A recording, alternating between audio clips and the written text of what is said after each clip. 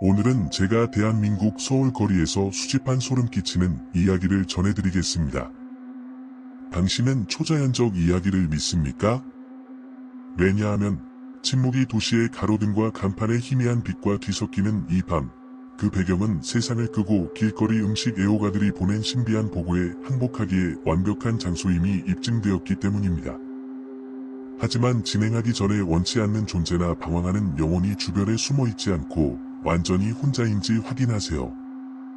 제가 여러분에게 들려드릴 이야기는 중독성 강한 고추장의 향과 강렬한 전통 양념의 맛, 그리고 이 대도시의 이른 시간을 괴롭히는 설명할 수 없는 일들이 뒤섞인 푸드트럭 주인의 이야기입니다.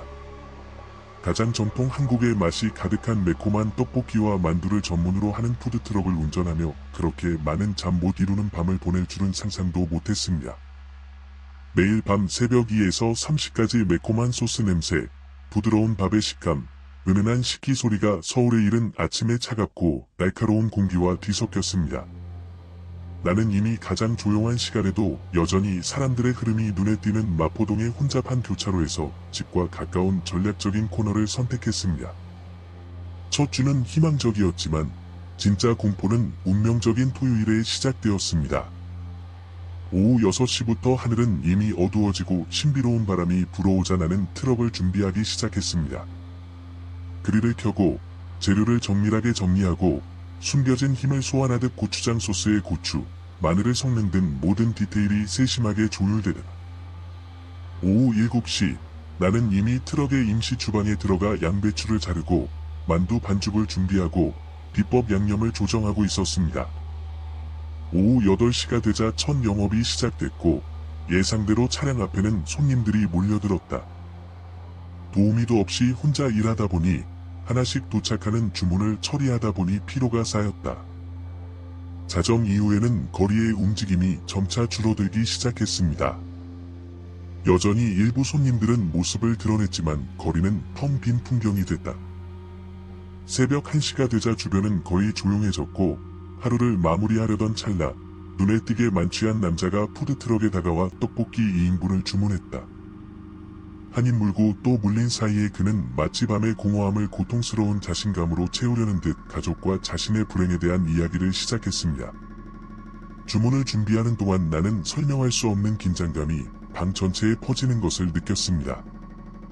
육체적 피로를 넘어서는 무언가 숨겨진 힘이 존재한다는 느낌이었습니다. 부엌에 시선을 집중하고 있을 때 아침의 정막 속에 어린아이의 부드러운 웃음소리가 울려 퍼져 정적을 깨고 소름이 돋았습니다. 떨리는 목소리로 이야기를 하던 남자는 말을 멈추고 뭔가 특별한 일이 일어난 듯 입을 반쯤 벌린 채 서 있었다. 나는 그 소리의 근원을 찾기 위해 주변을 둘러보았으나 아무도 없었다. 낮고 의심스러운 어조로 술 취한 남자가 중얼거렸다. 여기 정말 유령들이 나타나는 것 아닌가요? 그리고 아무 일도 없었다는 듯이 이야기를 재개하면서 그는 계속해서 자신의 불운을 이야기했습니다. 몇 초 후 어린 소년이 나타났습니다. 그는 팡파르도 없이 푸드트럭에 올라 조심스럽게 남자 옆에 앉았다. 그 꼬마는 수수께끼 같은 미소와 순수함과 신비로움이 뒤섞인 표정으로 나에게 말없이 인사를 건넸다. 나는 주저하지 않고 왜 그 어둠의 광활한 곳에 혼자 있는지 부드럽게 물었다. 그 남자가 대답하기도 전에 나는 그 소년에게 주의를 기울였고 즉흥적으로 친절한 몸짓으로 그에게 떡볶이 2접시를 주었다.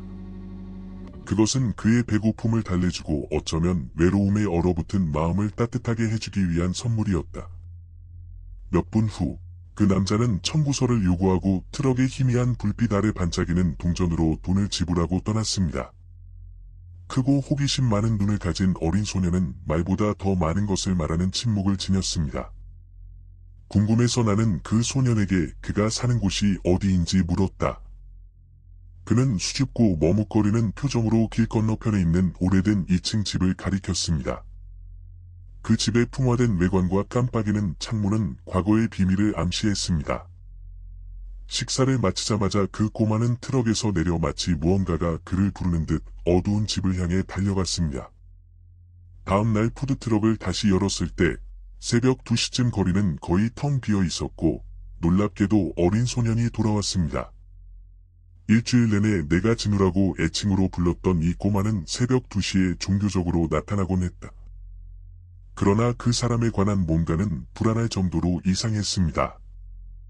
나는 그가 길을 건너거나 그가 가리킨 집의 인도를 떠나는 것을 본 적이 없습니다. 그는 언제나 똑같은 부드러운 웃음으로 갑자기 나타나서 나에게 인사하고 다시 사라졌습니다. 어느 일요일 아침, 이미 밤 장면에 등장했던 같은 술 취한 남자를 다시 도우던 중 나는 훨씬 더 특이한 장면을 목격했습니다. 한 젊은 가족이 진우가 가리킨 집을 떠나 푸드트럭을 향해 향했다. 이들은 서울에 이른 아침 추위를 달래기 위해 떡볶이 2개와 시원한 청량음료 2개를 주문했다. 나는 명령을 내리면서 그 사람에게 그 사람이 그 아이의 아버지인지 묻지 않을 수 없었다. 목이 막힌 목소리와 슬픔에 가득 찬 눈으로 그는 확인하면서도 경고했습니다. 마치 삶과 죽음 사이, 두 세계 사이에 갇힌 것처럼 어린아이가 새벽마다 나타나는 것 같았습니다. 나는 진지한 충동으로 그 소년이 새벽 2시에 나를 종교적 목적으로 찾아왔다고 고백했다.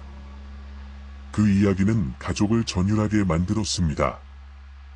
어머니는 눈물이 그렁그렁한 눈으로 울음을 참으며 진우가 더 이상 이 세상 사람이 아님을 드러냈다.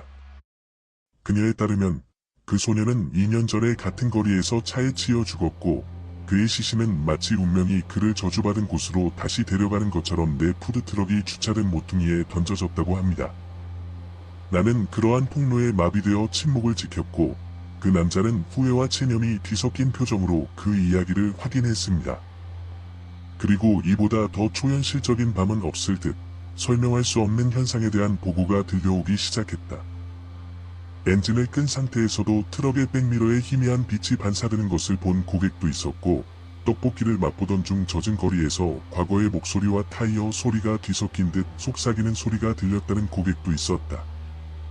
이러한 일련의 사건은 나의 푸드트럭을 설명할 수 없는 진정한 진원지로 변모시켰고 그곳에서 제공되는 간 요리는 틀림없는 한국 전통의 맛뿐만 아니라 비극적인 운명의 불안한 에너지도 담고 있었습니다. 그리고 길거리 음식의 세계와 서울의 도시전설 속으로 모험을 떠나는 당신을 위해 이 이야기를 남깁니다. 고요한 새벽 속에서 과거의 속삭임과 잊혀진 구석구석을 맴도는 미스터리의 기뢰. 기울이라는 경고입니다. 결국 한밤중에 제공되는 모든 뜨거운 요리가 단순히 미각을 즐겁게 하는 것은 아닙니다. 때로는 이성을 거스르고 가장 용감한 사람조차 놀라게 하는 비밀과 비극의 무게를 담고 있기도 합니다. 한 번은 트럭 운전석에 앉은 고객과 이야기를 나누던 중 갑자기 정류장에 아무도 없다는 사실을 깨달았습니다. 가장 중요한 것은 거의 신화적인 존재였던 어린 소년이 사라졌다는 것입니다. 어찌할 바를 몰라 동네 주민에게 물으니 진우 아버지가 설명을 해줬다. 이웃이 가끔 이른 아침이면 거리에 울려 퍼지는 소년의 웃음소리와 경쾌한 발소리가 들린다고 했다. 그녀의 말에 따르면 한 번은 집에서 창밖을 내다보니 진우가 길 한복판에서 마치 불안한 영혼처럼 정처 없이 헤매고 있는 모습을 발견했다고 한다.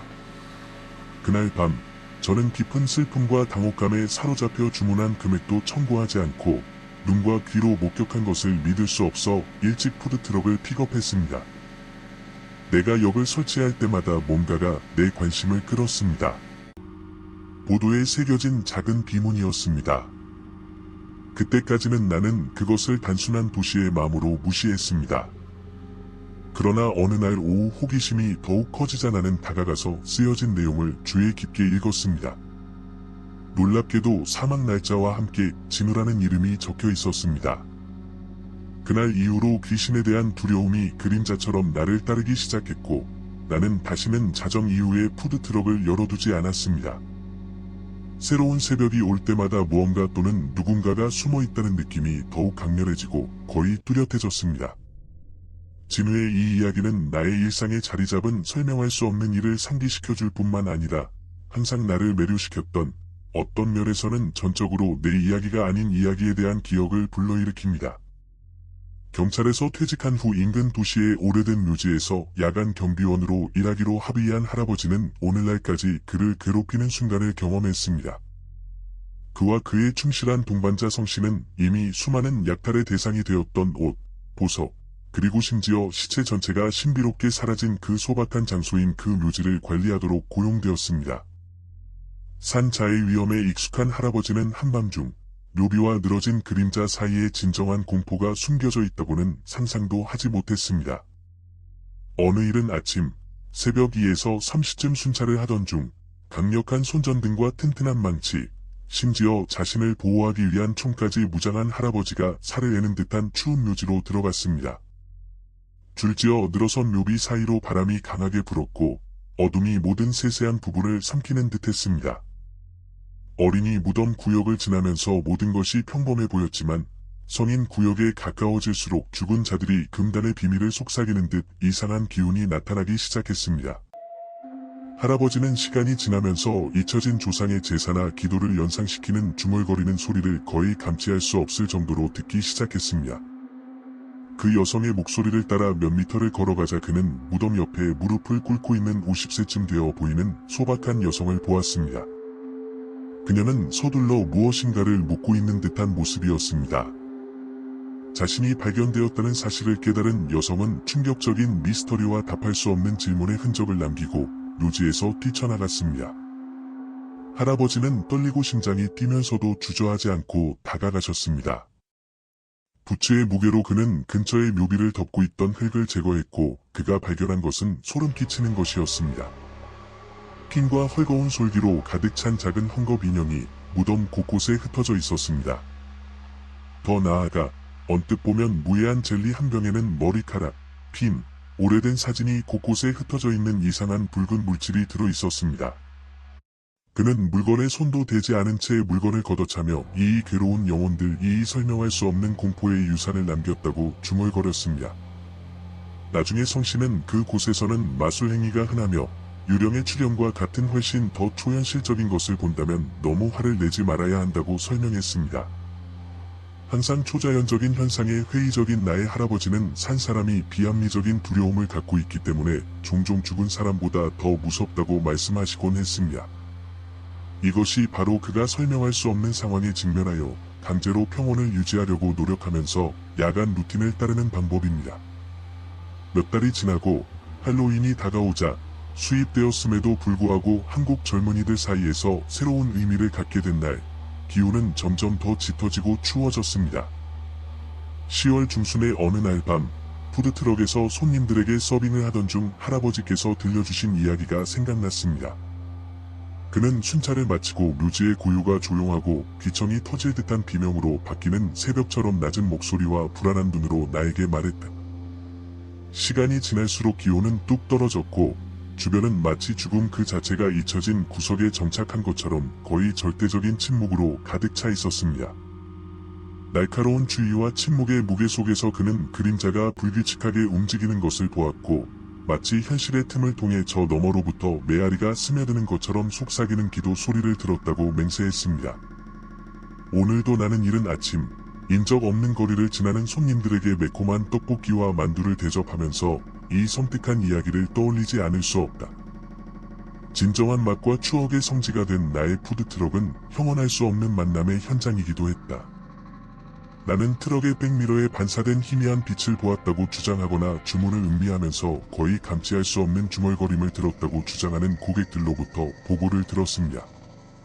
마치 한 입 먹을 때마다 과거가 그 비밀을 속삭이는 것처럼 말이죠.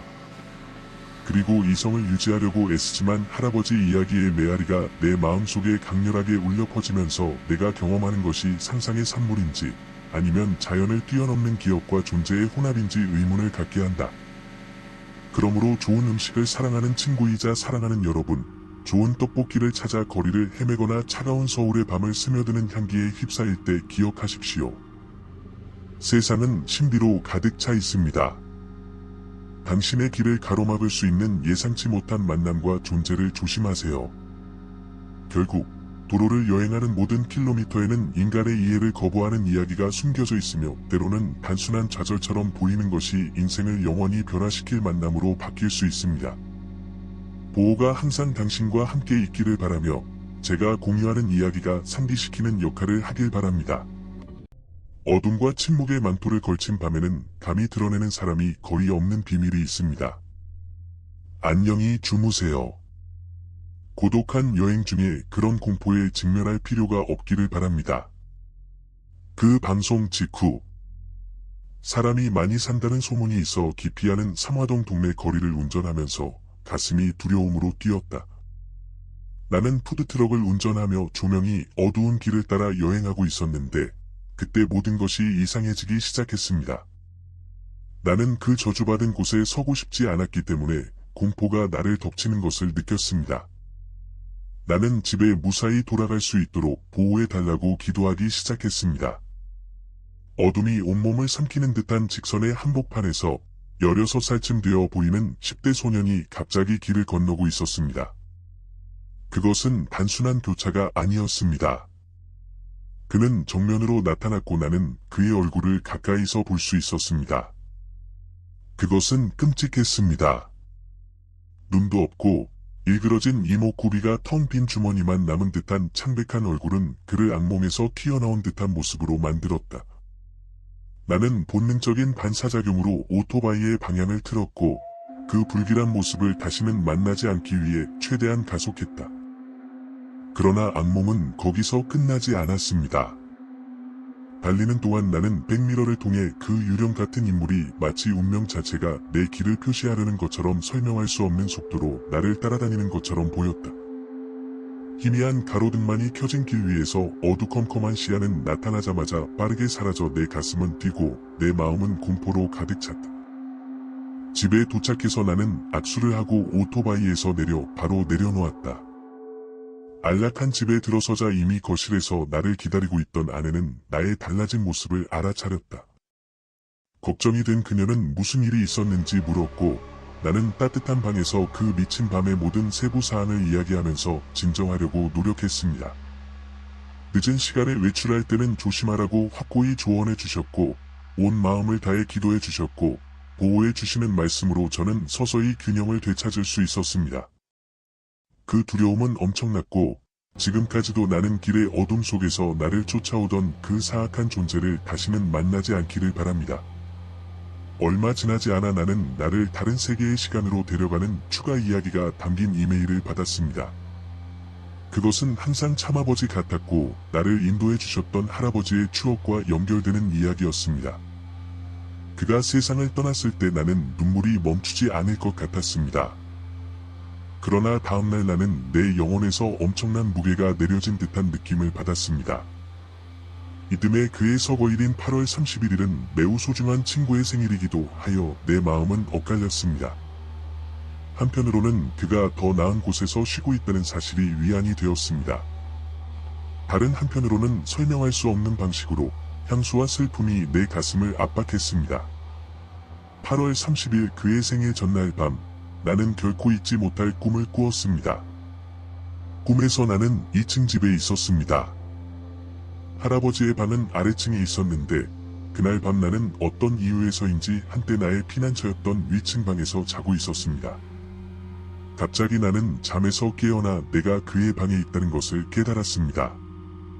그는 단순한 잠옷을 입고 있었지만 거울을 보았을 때 마치 시간이 그의 얼굴에 흔적을 남기지 않은 것처럼 놀라운 부드러움으로 나와 마주했습니다. 환영받는 환경의 일부인 욕실은 무성한 식물들로 가득 차 있었습니다. 양치류, 제비꽃, 기타 잎사귀들은 제가 아는 어두운 현실과는 거리가 멀고 거의 낙원 같은 환경을 조성했습니다. 그때 나는 그의 감미로운 목소리를 명확하고 감동적으로 들을 수 있었습니다. 자기야, 나 여기 있어. 저는 몸이 마비되어 아무런 대답도 할 수 없었습니다. 그리고 얼마 지나지 않았다라 나를 받아주지 않겠니? 라는 소리가 다시 들렸습니다. 그 순간 나는 그것이 정말로 나의 할아버지임을 깨달았습니다. 내 몸은 흥분으로 흔들리기 시작했다. 나는 눈물에 젖은 얼굴로 일어나 할아버지 라고 소리치며 그에게 달려갔습니다. 그 순간 그는 꾸준하게 걷고 미소를 지으며 활력이 넘쳤습니다. 최근 몇 년 동안 너무 약해서 막대기가 필요하고 침대에 누워 쉬었기 때문에 상상도 못했던 일이었습니다. 그러나 꿈속에서 그는 마치 시간이 지나도 그의 활력에 아무런 흔적도 남기지 않은 것처럼 완전히 회복되었습니다. 그를 안았을 때 나는 설명할 수 없는 평화와 수년 동안 쌓인 모든 고통과 그리움을 씻어내는 듯한 안도감을 느꼈고, 소중한 순간 동안 산자와 죽은 자의 세계 사이의 경계가 무너지는 것 같았습니다. 이 꿈 같은 경험은 두 세계를 가르는 얕은 경계에 대해 깊이 반성하게 만들었습니다. 많은 이른 아침, 밤에 뜨거운 요리를 내놓을 때 그 경계가 내 눈앞에서 사라지는 듯한 느낌을 받았습니다. 두려움이 논리를 거스르는 방식으로 나타나는 그 황량한 길처럼 나는 또한 과거가 결코 사라지지 않는 교훈과 기억을 가지고 예상치 못한 방식으로 돌아올 수 있다는 것을 깨닫습니다. 초자연적인 만남과 소름 끼치는 순간으로 가득 찬 내 이야기는 이른 아침의 고독 속에서 설명할 수 없는 일이 항상 숨어 있고, 우리가 전혀 예상치 못한 순간에 나타날 준비가 되어 있다는 것을 여러분에게 상기시켜 줍니다.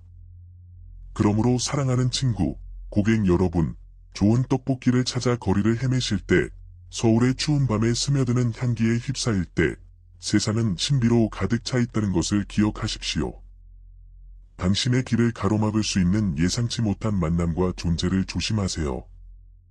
결국 도로를 여행하는 모든 킬로미터에는 인간의 이해를 거부하는 이야기가 숨겨져 있으며, 때로는 단순한 좌절처럼 보이는 것이 인생을 영원히 변화시킬 만남으로 바뀔 수 있습니다. 보호가 항상 당신과 함께하기를 바라며, 제가 여기서 공유하는 이야기가 상기시키는 역할을 하길 바랍니다. 어둠과 침묵의 망토를 걸친 밤에는 감히 드러내는 사람이 거의 없는 비밀이 있습니다. 안녕히 주무세요. 고독한 여행 중에 그런 공포에 직면할 필요가 없기를 바랍니다.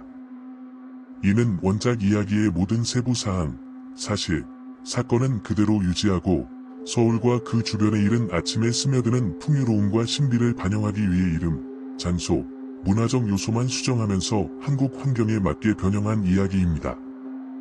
제공되는 떡볶이 한 접시가 미각의 즐거움일 뿐만 아니라 밤의 어둠 속에서도 이성을 거스르는 비밀과 존재가 깃들 수 있다는 사실을 일깨워주는 음식이 되기를 바랍니다. 보호가 항상 당신과 함께하길 바라며, 이 활기 넘치는 도시의 거리를 탐험할 때 어두운 구석을 들여다보는 것을 잊지 마십시오.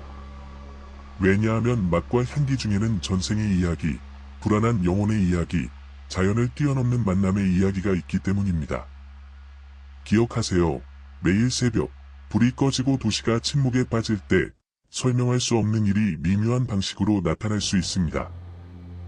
과거에서 들려오는 듯한 속삭임, 설명할 수 없는 곳으로 움직이는 그림자, 비록 짧더라도 우리의 존재를 심오하게 표시하는 만남에 주의를 기울이십시오. 다른 곳과 마찬가지로 한국에도 삶과 죽음, 현실과 초자연 사이에 미세한 경계가 있기 때문입니다. 이 경계는 모든 구석구석, 제공되는 모든 요리, 미지의 것과 주고받는 모든 시선에서 드러납니다.